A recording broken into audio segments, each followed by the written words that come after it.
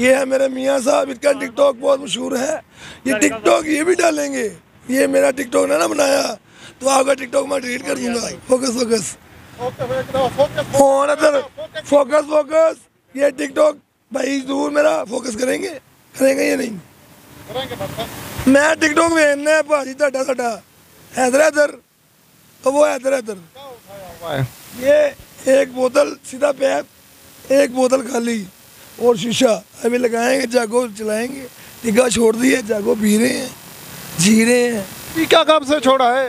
ये मैं जब इंटरव्यू लेके आप मैंने कहा था नए साल के बाद नई जिंदगी 2024 में तरक्की हो गई है। चौकस जरा देखें, अली शाह फोकस है, अली शाह चौकस है। अली शाह मुर्शद की बारगाह शाहजमाल लजपाल का रहने वाला। I am Christian. लोगों ने मुझे दिया हुआ है, मतलब मोहर लगी है सरकार की, मुर्शद का मानी, सरकार का मानी। ठीक है, माँ बाप की इज्जत करता हूँ, माँ ही मुर्शद है।